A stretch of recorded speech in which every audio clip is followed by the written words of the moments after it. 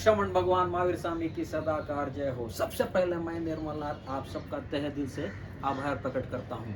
देखो सर, आज मैं आपके सामने इसलिए आया हूँ, जैसे ही मुझे पता चला है कि बेंगलुरु में लॉकडाउन 2.0 लागू हो गया है, यानी ये सेकेंड वेव पहले से ज़्यादा खतरनाक है। अब ये साला कोरोना ससुरा इस सेकेंड वेव में ना किसी का, ना कोई नेता, ना किसी का बेटा, ना कोई मिनिस्टर, ना किसी की सिस्टर, ना कोई जात, ना कोई पात, ना कोई बच्चा, ना कोई जवान, ना कोई एक्टर, ना कोई टीवी का एंकर इसमें बच पाया है। इसलिए हमें पहले से ज़्यादा सावधानी बरतनी होगी। बस इसका एक ही तोड़ है, हम सब परिवार, यार दोस्त, सगे संबंधी सब मिलकर एक दूसरे को फ़ोन करते रहना, एक दूसरे का मनोबल और हिम्मत बढ़ाते रहना। अब ये मत सोचना कि सामने वाला फ़ोन नहीं किया, हमें क्या गरज पड़ी है। ऐसे नेगेटिव थॉट्स मत करना। आपका एक फ़ोन कॉल उन परिवारों को पॉजिटिव एनर्जी मिलेगी। और एक इम्पॉर्टेंट बात कहना चाहता हूँ सर, ऐसे हमारे समाज में लो मिडिल क्लास के भी परिवार हैं जो 2020 के बाद आज तक भी संकट में फंसे हुए हैं। हमें उनकी आर्थिक मदद करनी चाहिए, क्योंकि वो ना किसी से मांगते हैं, ना किसी से पूछते हैं, ना कोई सरकार भी उनकी मदद करती है। हम ऐसे परिवारों का ध्यान रखना बहुत ज़रूरी है। और एक इम्पॉर्टेंट बात मैं कहना चाहता हूँ सर, 2020 के बाद जिस जिस घर में भी ब्याह शादी हुई, वो लाखों रुपया, करोड़ों रुपया खर्च करने की प्लानिंग थी, लेकिन वो नहीं कर पाए क्योंकि गवर्नमेंट का गाइडलाइंस था, प्रोटोकॉल था। 50, 100, 200 लोगों को ही गैदरिंग होती थी, लेकिन उनके लाखों रुपया, करोड़ों रुपया बच गए।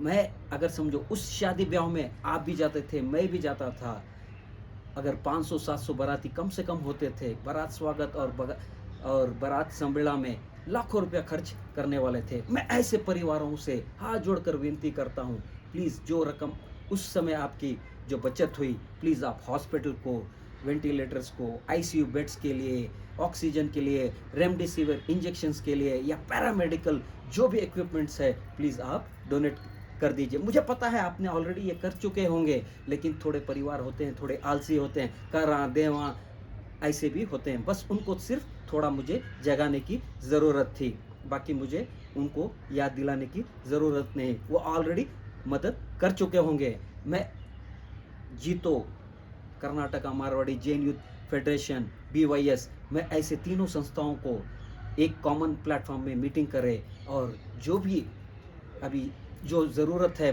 समय की मांग है, प्लीज़ उसको एड्रेस कीजिए।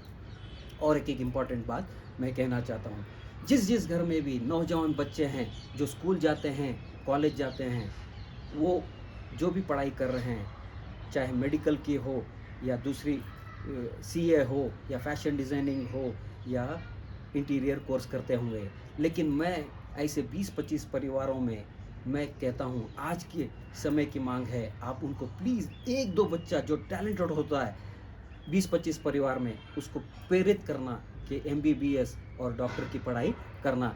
जो हम मंजर आज देख रहे हैं, वो आने वाली पीढ़ी इसका सामना ना करे। इसके लिए आगे की तैयारी के लिए प्लीज़ कम से कम 20-25 परिवारों में एक ना एक बच्चा डॉक्टर बनना बहुत ज़रूरी है। ये बात मैं सिर्फ नहीं कह रहा हूँ, डॉक्टर, जाने माने डॉक्टर देवी शेट्टी भी कह रहे हैं कि आप हॉस्पिटल बना लोगे, ICU बेड्स, ऑक्सीजन वगैरह वगैरह सब कुछ आप इंतज़ाम कर लोगे, लेकिन उस कोविड पेशेंट की देखभाल के लिए जो 24 घंटे ध्यान रखना होता है, 24/7, आप डॉक्टर्स और नर्स कहाँ से लाओगे। इसलिए ये एक छोटा सा वेकअप कॉल है। इसलिए जितने हो सकते हैं डॉक्टर और नर्सेस की कोर्स करने के लिए प्रेरणा देना। और डॉक्टर देवी शेट्टी ने भी एक सुझाव सरकार को दिया है, जो भी स्टूडेंट्स एग्ज़ाम के जो फाइनल स्टेज में हैं और नर्सर्स जो फाइनल अपनी ट्रेनिंग करने की बाकी है, उनको एक इमीडिएटली 1 साल के लिए कोविड हॉस्पिटल में रिक्रूट कर लेना, ताकि वो कोविड पेशेंट को 24 घंटे 24/7 ध्यान रख सकते हैं। देवी शेट्टी ये कह रहे हैं कि अगर पेशेंट हैं और नर्सेस नहीं हैं और डॉक्टर्स नहीं हैं, तो फिर आगे बहुत ही मुश्किल होगा। इसलिए वो सरकार को भी इसकी चेतावनी दे चुके हैं। वो कहते हैं जो भी बच्चे एग्ज़ाम या उनकी नर्सेस की ट्रेनिंग बाकी है, उनको इमीडिएटली कोविड हॉस्पिटल में 1 साल के लिए ट्रेनिंग दे देना और उसके बाद उनको जो भी ग्रेस मार्क्स देना या उनको डिग्री देना, वो उनकी मर्ज़ी है। इससे ज़्यादा मुझे कुछ कहने की ज़रूरत नहीं है। आप सब समझदार हो, अगर मेरी बात अच्छी लगी तो इसे आगे फॉरवर्ड कर देना, ताकि ये आपातकाल यानी वॉर लाइक सिचुएशन जो आने वाली है, मैंने कभी आपातकाल या वॉर लाइक सिचुएशन मैं सपने में भी नहीं देखना चाहता। इसलिए हम सब मिलकर 130 करोड़ लोग इसको सामने से एक टारगेट रखें, ताकि हम दुनिया को भी ये साबित कर सकें कि हिंदुस्तान भी पीछे नहीं हटेगा इस महामारी से। अगर मेरी बात अच्छी लगे तो प्लीज़ इसे फॉरवर्ड कर देना। बहुत बहुत धन्यवाद।